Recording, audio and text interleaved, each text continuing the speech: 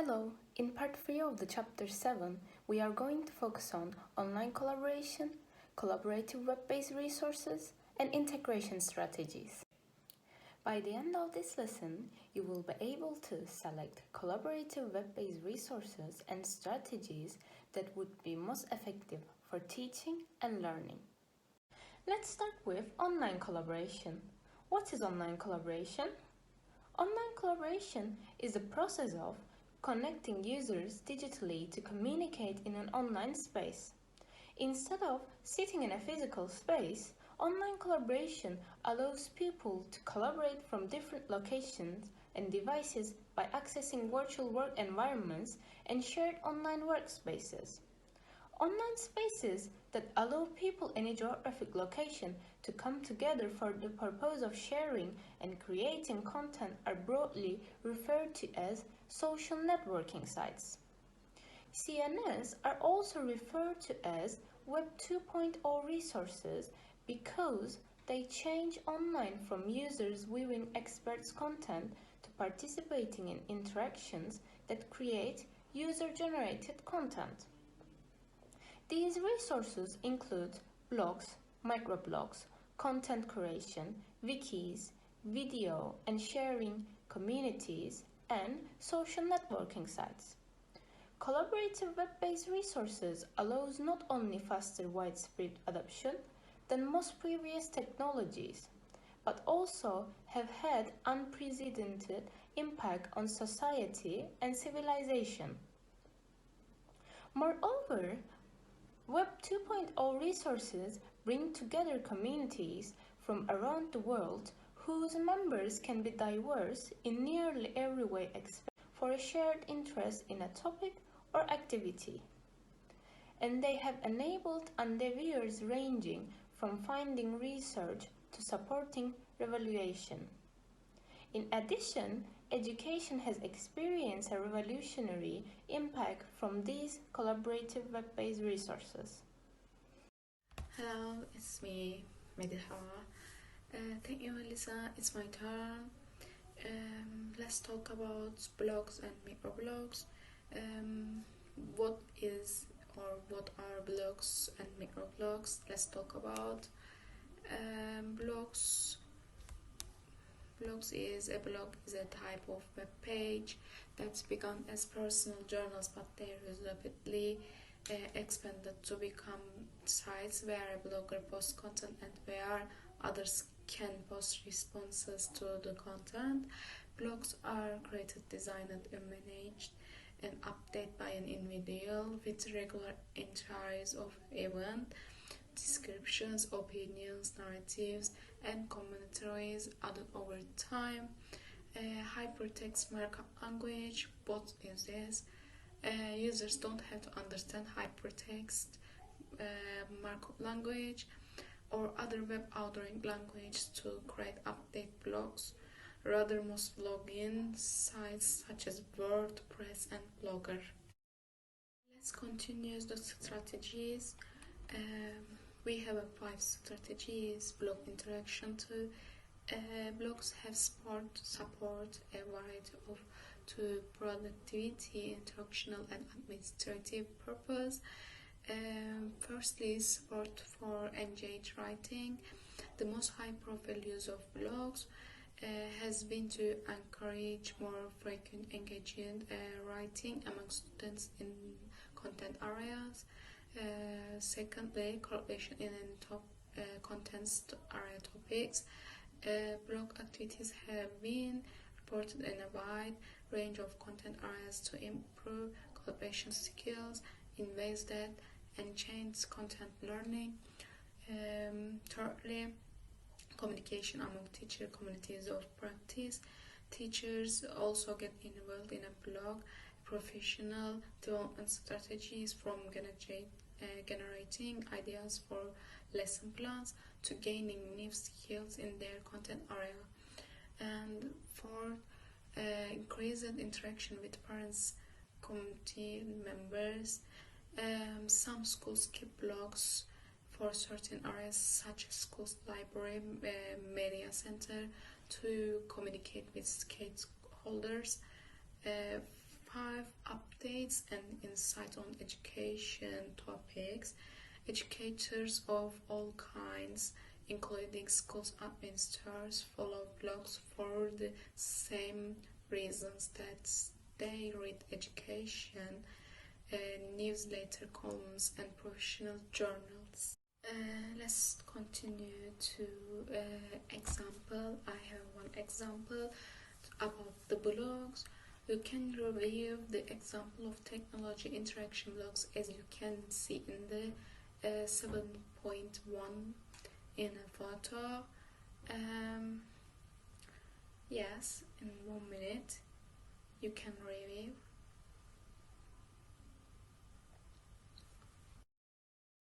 Continue the other topics. Microblogs. What is microblogs? Microblog is a social technology that allows users to express micro messages that can include web links, hashtags, video, pictures, and photos. On these sites, users can create identity, follow other users, and determine privacy settings. Let's give an example. Microblogs, Twitter, but mostly for one-way broadcasting type announcement, and Wink encourage more conversational two-way communication activities. Let's continue to strategies, microblogs. We have 8 strategies. Firstly, sharing classroom learning. Both teacher and students can share learning moments with class hashtag. And secondly, formative assignment. Teachers can have students with answer to occasional content related questions to gauge understanding. And free bulletin boards. Teachers can make quick important announcement by setting up hashtag that students and parents can check for late breaking news or reminders. For Twitter walls. This use requires users to download an app that makes a visual display of tweets on given topics by Twitter accounts that the user follows. 5 support for role-playing. Described educators live tweeting as famous historical figures and anyone can follow their events. 6 research collections. Tweets by students on topics of study to specific hashtags can be collected into news stream for anyone to access and use. 7 mentor and experts. Students can connect with professionals in an area of study, follows their postings and interact with them to get inspiration and tips on careers. 8 professional learning. Teachers are becoming teacher leader to connect learning opportunities supported by many of the web technologies. Let's continue to rules, and I have one example. Here's the rules. Keep communication professional and positive, and all schools rules still apply. This one is first rules. Second rules is do not click on links sent by users unknown to you. 3. Immediately block a user who bothers you and report this to the teacher. In one elementary school's teacher's journey in learning how to make microblogs, she was sensitive about creating a classroom Twitter account that uses only first name of her student to avoid tagging anyone in pictures, and to selectivity follow other classroom or educational accounts. For others who can create their own accounts, Tyler and Wiggle advise teachers to show their own professional accounts as a model for students and abbreviated form of Their name for their handle limit biographical information with no professional identifiable information now, and how to block other accounts and practice convention for replying to other. They also suggest establishing rules including free useful ground rules. Thank you, Mediha. Now it's my turn. Let's continue with content creation. Social bookmarking, curation, and aggregator tools allow teachers and learners to collect and organize internet-based information from various sources into a personal account. Each user creates an online network identity and stipulates privacy settings. Most creation resources offer collaboration features in which groups of people can contribute or subscribe to others' repositories or created information. However, creation activities necessitates that users critically analyze the information to create coherent topical and thematic collections, much like a museum curator. With some guidance by the user, aggregators such as Paperly and Flipboard collect web-based information in one reading area.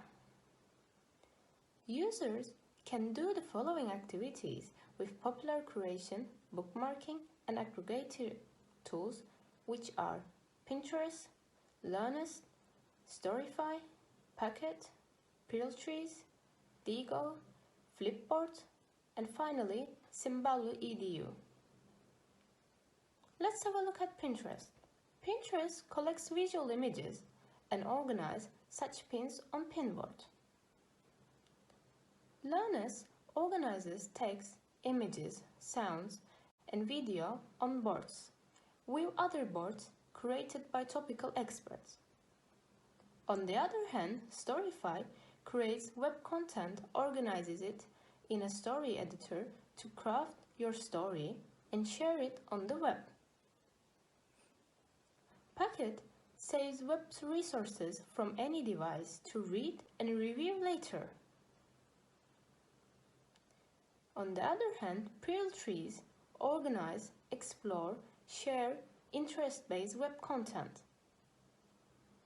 When we look at Digo, socially catalog and collaborate by adding links, screenshots, and pages, highlighting or adding sticky notes and tagging information. Flipboard aggregates digital content into a magazine-type product. And finally, Simbalu EDU visually organize web resources and sequence it into lessons. Let's move on with creation integration strategies. Creation provides a range of integration options for teachers and learners, including content collection, photo creation, student research, and lesson resource planning. Let's have a look at content creation. Teachers of all content areas can create content-specific materials including yearbook or photography resources, mathematics, lessons or related resources and ideas for maker activities. Let's move on with photo curation. According to Parenti, describes the use of curation digital images as comprehension support struggling readers as they read narrative and informational texts. Through a modeled self-monitoring process, students find images specific to the text type and reading task focus that will aid the learner's comprehension that is assessed through a retelling activity. Another researcher, Risenbulum, describes creation photos of the world in Pinterest to then share them with her students to inspire mathematical inquiries and develop a mathematical lens for examining the world. When we look at student research, students collect and create web resources as an additional aspect of informational research processes such as background information or to collect inspiration for art or photography projects. And finally, lesson resource planning. Teachers can use tools such as lesson paths, blend space, and Simbalu to create learning resources for web-based supported digital lessons. These are helpful for flipped or independent learning pedagogies. Let's continue with wikis. A wiki is a collection of web pages that encourage collaboration and communication of ideas by having users contribute or modify content. Wikipedia is the most well-known wiki with a mission to produce a free encyclopedia that is created, constantly updated, and self-monitored by its users. According to Bleak State Ballas, students often use Wikipedia for its convenience, but realize its inherent credibility issues. Moreover, as claimed by Johnston et al., teachers and librarians understand the need for explicit instruction regarding the use of Wikipedia as an informational resource. Beyond the use of Wikipedia, teachers can establish wikis in K-12 settings using the tools which are Wikispaces and MediaWiki. Let's have a look at Wikispaces. Free Wikispaces is available for individual teachers to create wikis. On the other hand, MediaWiki, this free resource wiki software is available for installation on web services by IT specialists or those familiar with PHP scripting language. Many learning management systems such as Blackboard, Canvas, and Moodle could have wikis as one of the resources options built into LMS or as an available learning tools. Research indicates that wiki use in K-12 contexts often involves constructivist pedagogies, involving peer writing, comments, and revision activities. For instance, a study which was conducted by Patterson and Portier, 5th and 6th grade, who collaboratively conducted research, jotted notes, and wrote paragraphs about a social studies topic. The researchers discovered that learners were open to revision occurred often, and most revision was at the word or phrase level rather than sentence or paragraph. However, there was imbalance in students' engagement in revision. In another study, the use of wiki was shown to increase motivation, perceived usefulness, and ease of use of wiki for writing among English as a second language. Another research, as claimed by Eteklus and et al., emphasizes the importance of teacher presence in wiki activities, meaning that teachers need to lead students through the student-centered activity with enough support, guidance, assistance, and encouragement toward collaboration. Let's have a look at what are the wiki integration strategies. Wikis support multimodal content such as text, video, audio, and images, so their uses are quite varied. Some of the common integration approaches are collaborative student workspaces, student portfolios, and teacher resource sharing sites. Let's have a look at collaborative student workspaces. According to Chia and Pritchard, most integration with students involves them in collaboratively building knowledge toward a common task, such as cross-national scientific research among high school students. Moreover, as stated by Devin, raising awareness of challenges that sea lions face in a global classroom project. Some studies which were conducted by Patterson and et al., though, show low social presence among learners, meaning that they did not feel the need to cooperate or collaborate online. Teachers should teach students how to use the discussion and commenting tools in the wiki, as well as articulate substantive reasons for their use. Let's continue with student portfolios. Wikis can support portfolio development with the ease of editing, commenting, and discussion features, which can assist students' reflection as well as reviewer feedback. And finally, teacher resource sharing sites. Teachers have used wikis to collaboratively build new lessons and ultimately share them with teacher pairs. It's my turn. I'm Dilem, and I'm giving information about video and photo sharing communicates. For example, first one, YouTube. YouTube is the most popular one. The other examples are Instagram, Vimeo, Vine, Flickr, TeacherTube. There are websites that provide users with easy-to-use tools to upload videos and photos, files to a server for online sharing with either selected or all reverse. And giving a little information about Instagram, according to Greenwood, Parent, and Dugan. Instagram comments on the videos and photos, tag the content from increase searching and rate of quality for content of young adults, ages 18 and from 29. Next one, flip pedagogy.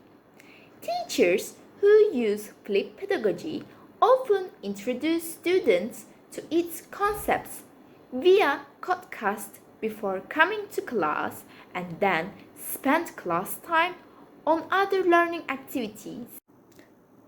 Next one is photo sharing sites. Teachers and students also use secure photo sharing sites such as Glassport, Homeroom, Classroom Share on Shutterfly, and Seesaw to gather evidence to learning activities for parents to watch through school days. On the most sharing sites, parents can leave their comments. Hello, I'll be talking about social networking sites. Social networking sites are websites that allow users to create a personal profile, contribute information, and connect and interact with others. Members can also contribute to blogs and share media, such as photographs and videos through these websites. SNS include Facebook, LinkedIn, Ning, and Edmodo. The most common SNS is Facebook. Facebook is the most popular SNS because Facebook only enables users aged 13 and over to join.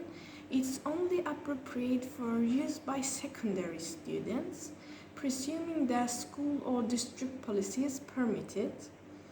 LinkedIn tends to be used by professionals, such as teachers, to network with others.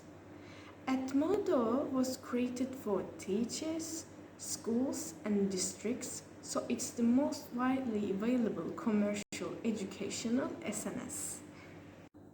Let's move on research perspectives on SNSs. Firstly, Facebook. Some studies underline the necessity for teachers to consider how technology fits into their pedagogical and content needs. Take, for instance, Facebook. It can be used to combine educational materials with outside the classroom informational resources, to combine a classroom setting with a personal one, and to rely on outside the classroom knowledge. Yet these affordances often were not evidenced in the studies. Facebook groups created and used by secondary students, on the other hand, were found to function as an important third space, merging school and personal life, and were used for assistance with educational duties. Secondly, Edmodo. Edmodo is an educational social networking site that is often utilized by teachers since it is simple to use and engage students. Additionally, Edmodo is used in online assignments, message posting, quizzes, online interactions, and text or email by teachers.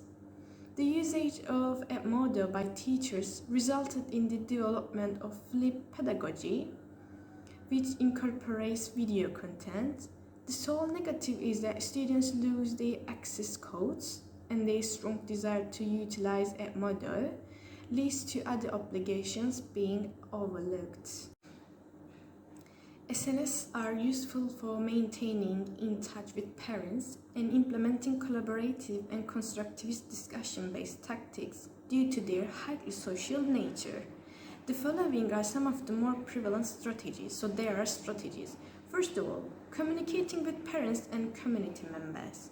Schools can welcome parents and other members of the community to join their SNSs and stay informed about school events and accomplishments. Ethnodo and Facebook groups can both be used for the same purposes. The next strategy is collaborating and commenting on student work. SNSs are frequently used as collaborative spaces for teachers and students to work together. SNSs can be used to create collaborative digital projects that include e-zines, presentations, digital videos, and photo stories. The last strategy is that professional learning and sharing. Teachers use LinkedIn for professional activities, and they recommend that teachers develop into connected educators who can collaborate, interact, and build knowledge with peer teachers by joining interest-driven, participatory social networks. Teachers' SNS activities and SNS participatory activity involves supporting other teachers, seeking support from others, collecting and curating ideas, and sharing and promoting their developed web-based resources.